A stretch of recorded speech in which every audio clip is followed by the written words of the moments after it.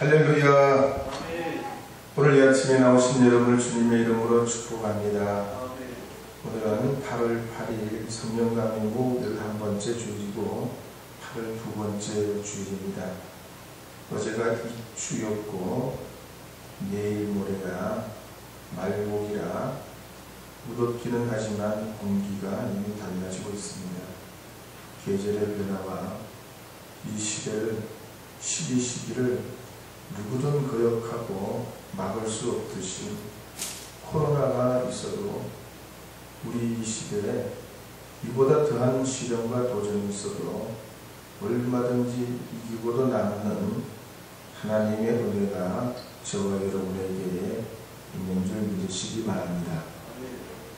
지난 금요일인가 코로나 사단계에 대한 정부 발표가 있었습니다. 그래서 변경이 됐는데 하여튼 여러 번 변경이 돼가지고 처음부터 우리가 계속 헷갈리지만 어쨌든 방역 규칙에 따라서 우리 교회가 40명 한 번에 이 성전에서 모일 수가 있습니다. 공간이 다르면 더 모일 수도 있습니다. 가령은 본당에도 모이고 예를 들어 카페에도 모이고 좌석과 공간의 10%를 모일 수 있습니다. 이 좌석이 400석이라 한 번에 40명이 모일 수 있어요. 그러니까 40명까지 모일 수 있으니까 저희가 지난주의 예배와 이런 것들을 살펴볼 때 오후 예배가 조금 어려움이 있어요. 그러니까 주일날 한번 예배 드리는 거지만 오후에 어려움이 있어서 종전과 같이 새벽 기도 드리고 일부 드리고 저녁 예배 드리는 방식으로 다시 전환을 하려고 합니다. 그 다음 내일부터 그렇게 하고요. 수요일날 예배는 오전 예배 그리고 저녁 예배 그대로 오전 예배와 저녁 예배를 유지하려고 합니다. 여러분들께서 시간을 잘 기억하셔서 협력해 주시고 또 예배 하시면서 은혜 받으시기를 바랍니다. 어느 날 제자가 랍비에게 물었습니다. 선생님, 진리는 어디라도 있다고 했는데 그러면 길거리에 굴러다니는 돌만큼 진리가 많습니까? 그랬어요. 그럼 진리는 어디서라도 만날 수 있고 돌처럼 흔한 것이요.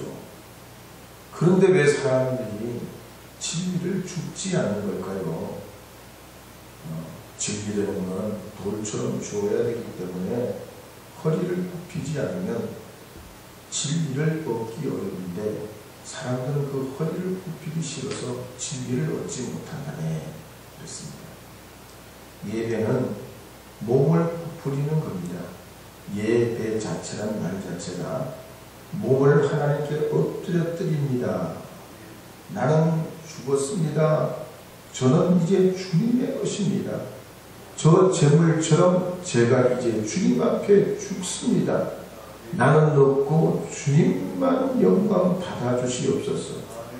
이것이 예배의 자세고 또 주님께 엎드려드리는 예배가 될 때 예배 중에 임하시고 우리에게 말씀하시는 하나님의 그 은혜를 우리가 듣고 받고 얻고 누릴 수 있게 될 줄 믿습니다. 오늘 이 아침이 바로 그런 예배의 시간이 되기를 주의 이름으로 축복합니다. 지금까지 지내온 것 301장 이 찬송 함께 불러보겠습니다. 지금까지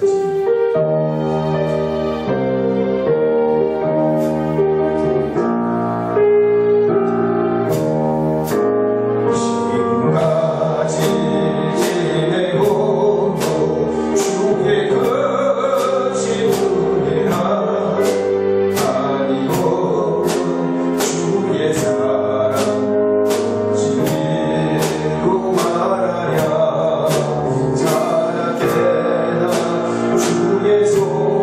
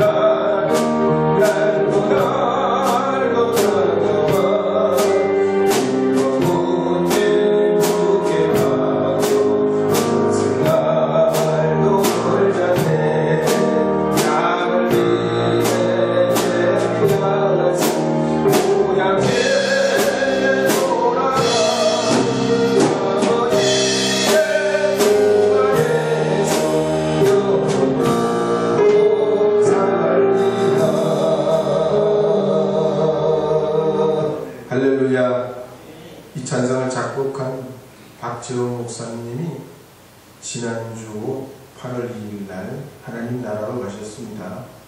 99세로 미국 토론토 금빛교회에서 담임을 하시고 은퇴하신 원로 목사님이신데 우리 찬송가의 9곡을 작곡하시고 지금까지 지내온 이 찬송도 작곡하죠. 시냇물은 졸졸졸졸 고기들은 왔다 흰눈이 무슨 펄펄 오는 이 노래도 있는데 갑자기 생각나요.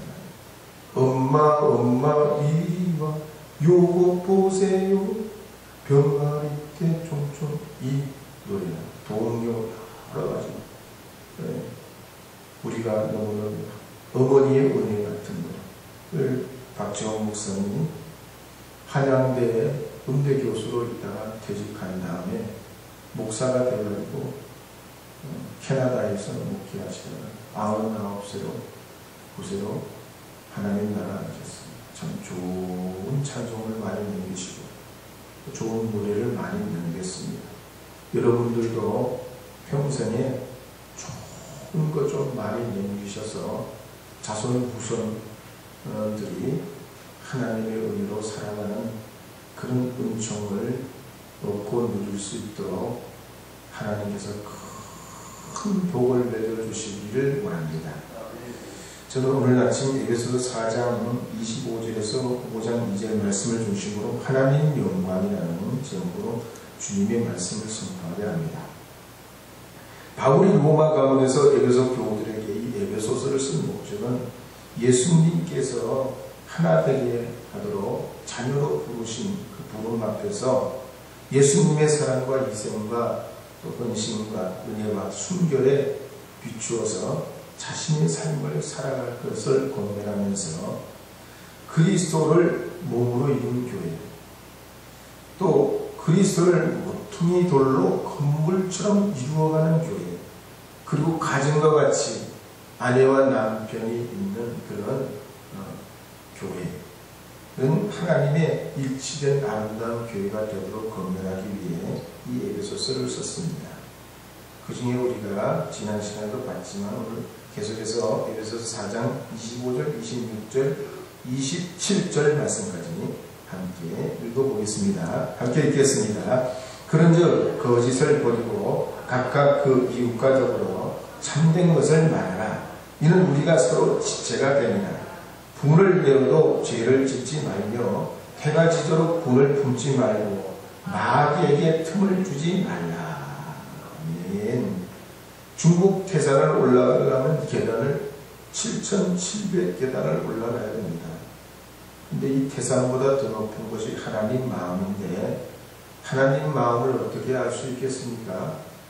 올라가서 주님의 마음을 알 수도 없고 내려가서 주님의 마음을 알 수도 없어요. 하나님 마음이 도대체 뭐예요? 여러분의 하나님 마음을 어떻게 이해하시고 사세요?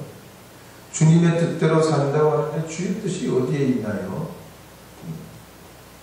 바이블 사전에 보면은 성경이 하나님의 마음이 있는 계시의 글이라 그랬습니다. 그렇습니다. 성경에 보면 창세기 1장부터 계시록까지 구절구절마다 하나님의 마음이 배어 있습니다. 천지 창조와 노아 홍수 이야기로부터 믿음의 조상 아브라함의 이야기에서 주님이 다시 오셔서 심판하신 요한계시록까지 예수님께서 사람으로 오셔서 시험 받으시고 말씀 전파하시고 병자를 고치시고 십자가에 죽으시고 3일 만에 부활하시는 이런 모든 이야기 속에 주님의 마음이 다 배어 있습니다. 그런 의미에서 우리가 에베소서에도 보면 그리스도의 몸된 교회여서 성도들이 어떻게 살아야 될 것인가에 대한 이 말씀도 주님의 마음이 깊이 배어 있습니다. 그래서 바울은 성도들이 멀리 해야 될 것 5가지, 반대로 가까이 해야 될 것 5가지를 우리에게 기록하고 있습니다. 먼저 멀리 해야 될 건요, 거짓말, 분노, 도둑질, 더러운 말, 악한 뜻, 원한을 품는 겁니다. 반대로 가까이 해야 될 건 뭐냐면 친절하고 긍휼히 여기고 용서하고 하나님을 본받는 자대로 그리스도의 사랑으로 행동하는 겁니다.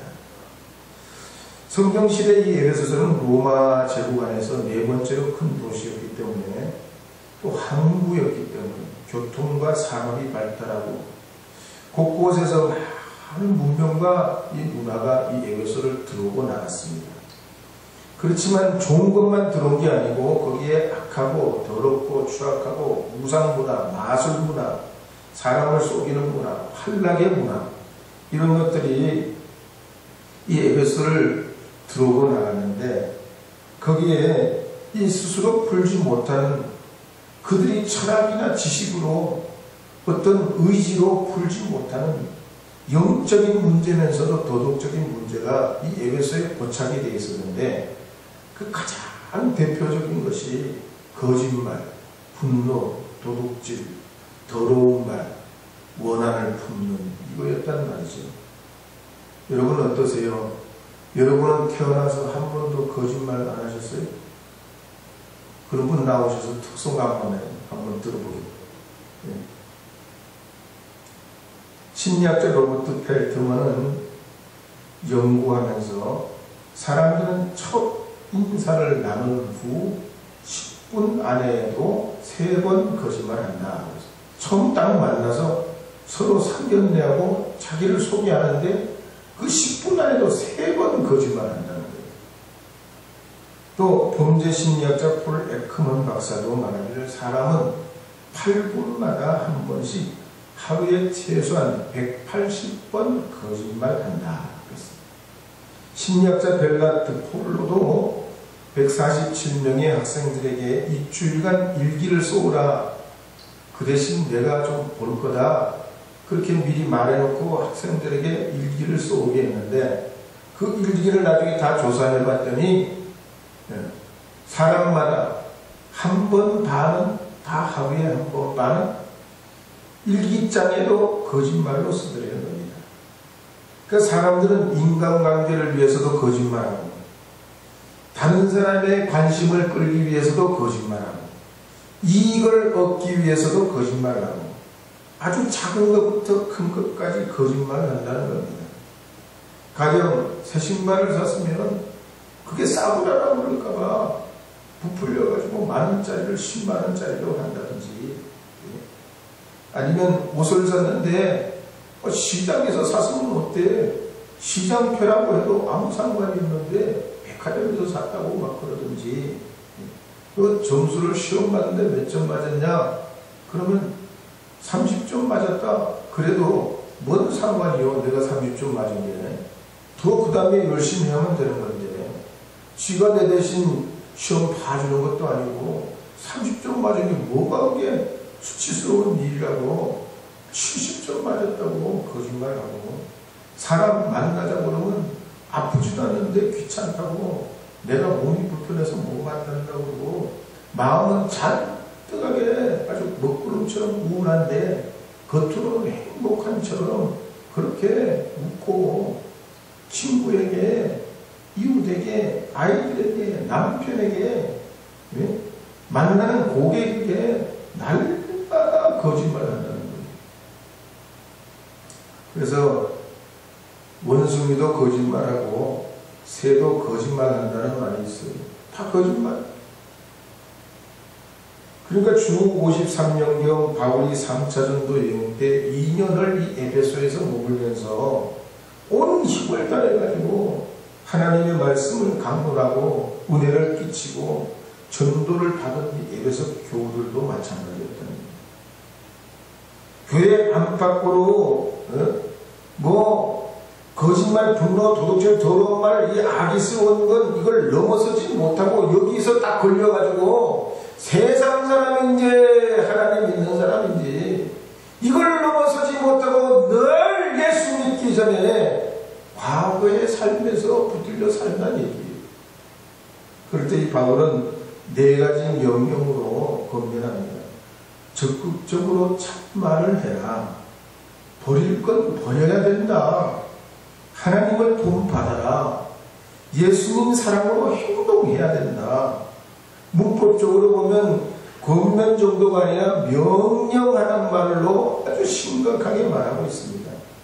왜냐하면 에베소 지역이 당시에 바다로부터 운송되는 물자들이 항상 항구에 들이닥치고 교우들 중에는 예수 믿는다고 하고 구원받았다고 하지만 그 탐심을 못 버리고 여전히 도적질하고 남을 속이고 거짓말로 이익을 취하고 용광로 같은 분노로 또 싸움박질하는 그 습성을 못 버리고 속에는 온갖 잡동가의 벌레가 울거리는 인생과 습성과 성품을 가지고 살면서 세상에 빛이 되지 못하고 하나님 영광 가지고 사는 이 믿음의 삶이 어떻게 복음이 복음되고 어떻게 예수의 구원이 세상에 전파된다 말이에요. 그러니까 바울이 예수 이름으로 강하게 명령하고 봅니다.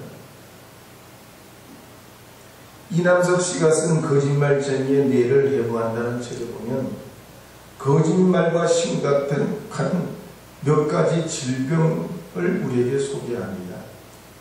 그 중에 세 가지를 보면 첫 번째는 리플리 증후군이 있어요. 이 증후군의 예는 2015년에 미국의 토머스 제퍼슨 과학고등학교에 한인 학생이 신문에 크게 났어요. 왜냐하면 이 학생이 미국의 최고 명문대학인 하버드 대학하고 스탠포드 대학하고 한꺼번에 합격을 했다는 거예요. 그래서 동시 합격인데 그것도 그냥 합격이 아니고 장학생으로 합격했는데 어딜 갈 거냐? 조금 다녀보고 예비 시간을 좀 경과한 다음에 어느 학교를 선택할 거라고 그렇게 얘기를 했습니다. 이게 우리나라에도 크게 신문이 났어요. 근데 이게 다 가짜예요. 가짜. 근래에도 우리 윤역에 사는 유명한 척추병원에 한인 의사인데 부인과 결혼을 했는데 알고 보니까 이 사람이 이전에 매춘부로 살았어. 자기 학력도 다 속였어. 그래가지고 전혀 모르고 결혼했는데 알고 보니까 이 사람이 반성의 여지도 하나도 없어. 고등학교 겨우 다니다가 중퇴했는데 유명한 대학을 나왔다고 속이고 다 남편하고 이렇게 결혼한 거예요. 이런 거짓말을 하는 사람은 죄책감은 물론 없고요. 그 거짓말을 진짜 자기의 현실이라고 착각하고 받아들여요. 이걸 리플리 증후군이라고 해요. 이런 증후군에 빠진 사람들은 자기의 현실에서 어려운 일이 많아가지고 취업이 안 되거나 또 돈을 많이 못 벌거나 자기가 바라는 이상은 있는데 그 이상대로 안 될 때 자꾸 거짓말을 자기 머릿속에 떠올리면서 그걸 자기 현실로 받아들입니다. 이런 사람은 정신과 의사들에 의하면 치료가 어렵다고 해요. 치료가 안 된다. 왜 그러냐면 뻔히 아는 건데도 거짓말을 가지고 계속 덮어버린다는 겁니다. 거짓말이라고 드러내면 오해라고, 이건 음모라고, 억울하게 나를 만든다고 그러고 눈물을 흘리고 이건 나를 오해하는 거라고 그런다는 겁니다. 치료하기가 어렵대요. 두 번째 거짓말 증후군은 민하우젠 증후군입니다. 이거 보통 깨병을 부리는 학생들이 간혹 있는데 학교를 가기 싫으면 깨병을 부리죠. 또 어떤 이득을 얻기 위해서 거짓말을 하기도 하고 아픈 척 하기도 하는데 민하우젠 증후군은 이거하고 틀려요. 별 이득이 없는데도 아픈 척을 계속하는 거죠. 그건 뭐냐? 사람들에게 관심을 끌기 위해서 자기가 안 되는 걸, 자기 어려운 거, 고통스러운 거 계속 징징거리고 말하는 거예요. 왜? 사람들이 자꾸 자기에게 관심을 가져주길 원해서 그래요. 그래서 이런 사람들은 예수 이름으로 그걸 딱 그치지 않으면 계속해서 마귀와 죄의 종이 됩니다. 인생이 행복하지 못하고 끊임없이 그 속에 끌려다니며 살게 됩니다. 그래서 병명이 없는데도 계속 병원에 가는 거예요. 내가 이렇게 아픈 사람이라 이거지. 내가 이렇게 약한 사람이라 이거지. 내가 사람들에게 내가 어떤 관심을 받아야 되는 사람이라고 수시로 끊임없이 병원에 들어가요. 세 번째 거짓말 증후군 중 하나는 카그라스 증후군입니다. 근데 어떤 할머니가 남편이 바뀌었다고 생각하는 거예요. 아니, 이상한 남편, 우리 남편하고 똑같은 놈이 와서 나보고 살려고 그러는데 이게 잘못됐다는 거죠. 그래서 요거는 일종의 자꾸 거짓말하고 착각을 하고 그러다 보면 현실과 가짜를, 실제와 가짜를 자꾸 혼돈하면서 그렇게 돼버린다는 겁니다. 어쨌든 이 거짓말쟁이들의 특징은 나는 정직하다고 하는 거예요. 나는 절대로 거짓말 안 한다, 이렇게 생각한다는 거예요. 목숨 걸고 하나님께도 맹세할 수 있다고 해요. 나는 본래 절대로 그런 짓을 못한다고 얘기한다는 거예요. 여러분 이상하죠?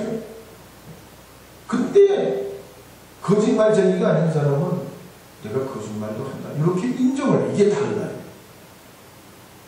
어쨌든 이런 지독한 거짓말들은 분노와 도둑질과 더러운 말과 악의와 같은 이 죄의 근성에 뿌리를 두고 있기 때문에 가만히 냅둬가지고는 절대로 이게 우리 생활에서 살면서 달라붙어서 떨어지지 않는 겁니다. 어떻게 해야 되냐, 이 바울의 권면은 적극적으로 진리로 대처해야 된다. 적극적으로. 가령 이번에 올림픽 그 선수들이, 젊은 선수들이 얼마나 이런저런 인터넷에서 모함을 당하고 열심히 애를 쓰는 학생들, 청년들이 뭐 댓글에 비난을 받고 그럽니까?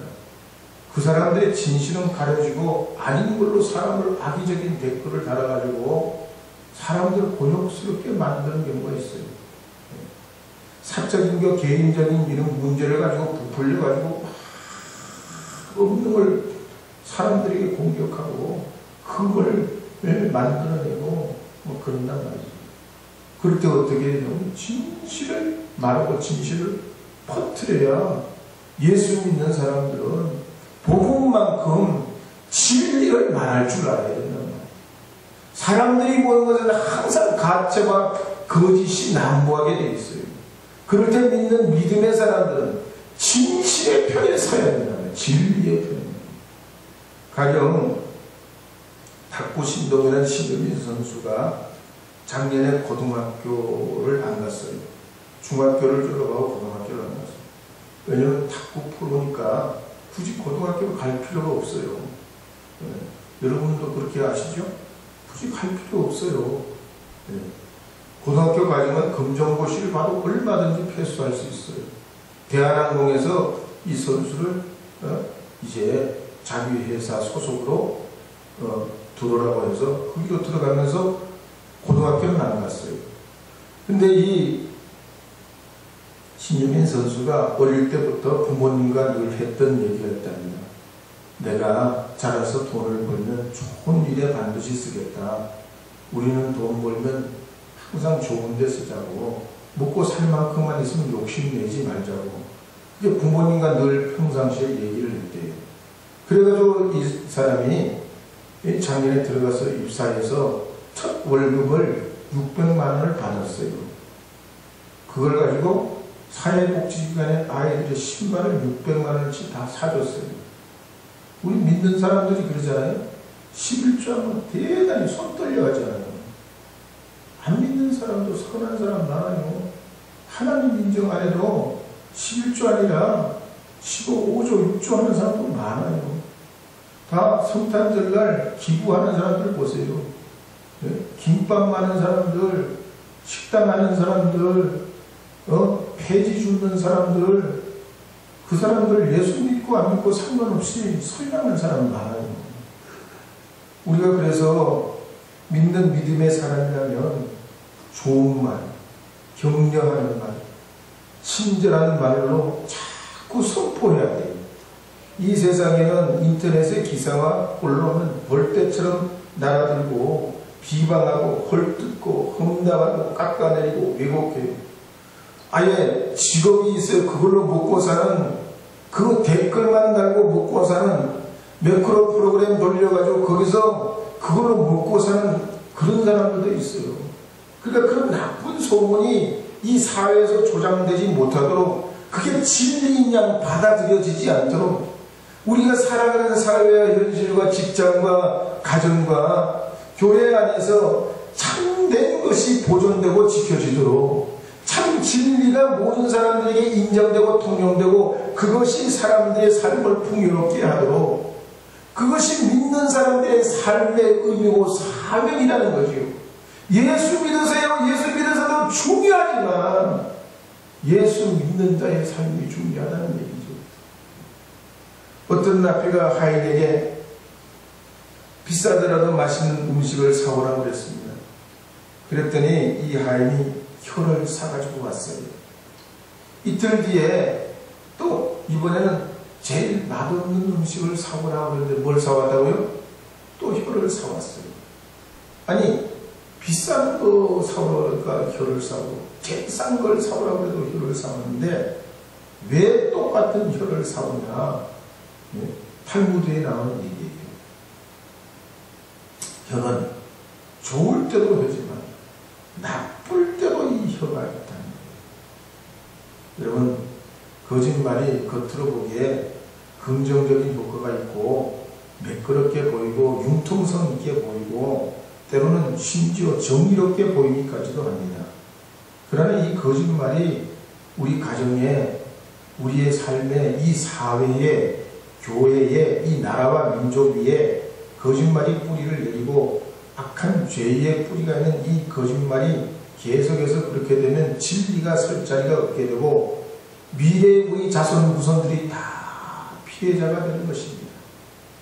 사람들은 미안해서도 거짓말하고, 체면 때문에도 거짓말하고, 자존심 때문에도 거짓말하고, 잊어버리고 까먹고도 거짓말하지만 웨슬리 목사님은 그래서 그랬습니다. 진담이든 농담이든지 거짓말하면 안 된다고 그랬어요. 믿는 사람은 진심이든지 농담이든지 거짓말하지 말라고 그랬어요.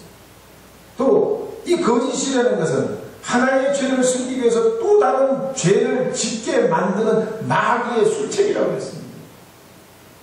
그래서 로마서 3장 7절에 보면 이렇게 기록합니다. 로마서 3장 7절 말씀 함께 읽어보겠습니다. 그러나 어떻게 됩니까? 로마서 3장 7절. 그럼 제가 읽을게요. 프레젠테이션이 안 되나 보네. 그러나 나의 거짓말로 하나님의 참되심이 더 풍성하여 그의 영광이 되었다면 어찌 내가 죄인처럼 심판을 받으리요. 예수님 전도 하는데도 막 거짓말을 갖다 보태가지고 복음이니까 좋게 만들면 되는 게 아니에요. 이렇게 한다면 이것도 아니라는 거죠. 야고보서 5장 보겠습니다. 형제들아, 서로 원망하지 말라. 그리하여 심판을 면하리라. 보라, 심판주가 문 밖에 서 계십니다. 우리의 말을 다 주님 들으시고 아신다는 얘기죠.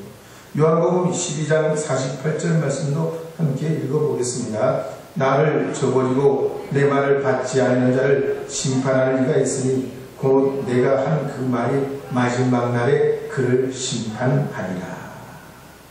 주님의 진리의 말씀대로 심판받고 그렇게 되기 때문에 절대로 거짓이 통용되는 사회가 아니라 진리가 이 사회에 또 우리의 살아가는 삶의 기준이 되고 또 능력이 되고 또 그것이 인정받는 사회가 되도록 여러분들께서 살아가는 삶에 가정과 이 나라와 민족이 이 악한 망상과 허상에 거짓에 붙들리지 않도록 오늘 말씀과 같이 거짓말은 던져버리시기 바랍니다. 선한 말로, 참된 말로 위로하고, 거짓 문화가, 속이는 문화가 우리의 가정과 사회에 또 교회에 뿌리내리지 못하도록 주님의 제자의 사명을 감당하는 주님의 사람이 되어야 할 줄로 믿습니다. 사랑은 참으로 버리는 것 함께 불러보겠습니다. 사랑은 참으로 버리는 것.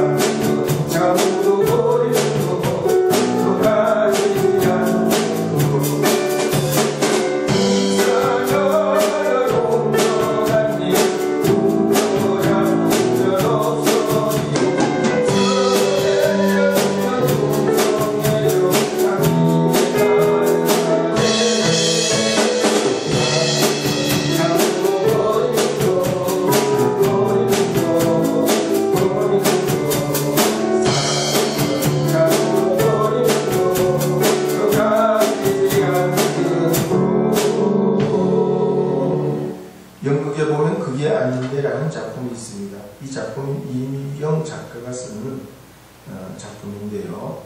2005년도에 어린이 대공원에서 서울대공원에서 6마리 코끼리가 탈출했는데 이 몸집 큰 코끼리가 탈출해가지고 여기저기 헤집고 다니니까 소방차가 출동하고 경찰도 출동하고 인근 교통이 마비된 적이 있습니다. 요걸 소재로 해서 글을 썼는데요. 오늘 우리가 사는 이 사회와 교회와 가정이 만약 거짓이 마음대로 활보하게 놔두면 이 코끼리 6마리 풀어놓은 거는 유도 아니에요. 그래서 영국의 철학자 칼 포거터도 그것은 책에서 말하기를 까딱 잘못하면 우리가 짐승처럼 될 수가 있는데 만일 인간으로 남고자 한다면 오직 하나의 길, 열린 사회로 가야 된다. 어둠이 침침한 것이 자리를 잡지 못하는 사회가 되도록 만들어야 된다고 했습니다. 오늘 이 말씀에 보면 여러분 우리는 나그네 같은 인생에 한 줌의 흙으로 돌아갈 인생에 불과한데 안달복달하지 마시고 주님이 주신 은혜가 있으면 친절하게 하시고 영계를 가지고 용서하고 베풀고 주님 주신 우리 인생의 삶에서 하나님의 은혜로 살아가시기를 바랍니다. 최근에 우리나라에 558만 명의 자영업자들이 무지 어렵습니다. 코로나로 20% 이상의 문을 닫고 이분들이 또 서민이요. 예를 들어 엘리트 계층의 사람들이 만약에 이 지경이 되면 무슨 법을 만들어도 벌써 만들었을 겁니다. 소리를 크게 못 내고 그냥 농민들처럼 옛날에 농민들이 600만 명이었잖아요. 농민이 소리를 못 내니까 다 발표해가지고 지금 30만 명도 안 남았어요. 그런 농산물 다 수입하고 우리 농사는 보호가 안 돼요. 지금 자영업자들도 그래요. 진짜 서민들이 어렵게 힘들게 땀 흘려 이 더위에도 그렇게 애를 쓰고 사는데 이걸 위한 차고책들을 세우질 않아요. 그럼 어떻게 해야 됩니까? 우리 교회가 우리 믿는 믿음의 사람들이 물질적으로 만약에 못하면 마음적으로라도 위로하고 고통받는 사람들에게 적극적인 태도를 보여야 됩니다. 할 수만 있다면 우리 교우들, 식당 하는 사람들, 농사 짓는 사람들, 아니면 이런 자영업을 하는 사람들, 이런 분들을 격려하고 이용해주고 전화도 걸어주고 헌금이 있으면 딴 데 써먹지 말고 그런 데 써먹어야 되지 않아요? 예? 지들이 헌금해서 지가 다 처먹는 거는 이건 정말 짐승이에요.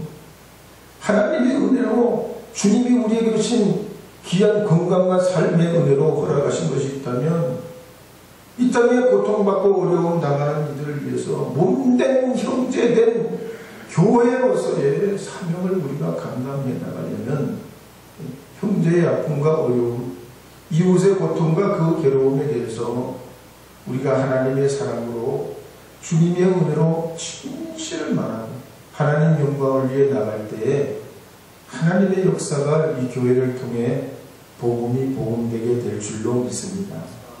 우리가 작은 은혜 받았지만 하나님이 더 크고 놀라운 역사로 이 한 주간도 하나님 은혜 내려주셔서 이 코로나 기간에 우리 구촌교회 권속들은 한 분도 빠짐없이 외롭거나 소외 당하거나 어려움이 없도록 여러분들께서 더 기도해 주시고 관심을 기울여 주시고 또 함께 서로 격려하며 힘을 낼 수 있도록 주님 안에 나아가는 우리 모두가 되기를 주의 이름으로 축복합니다.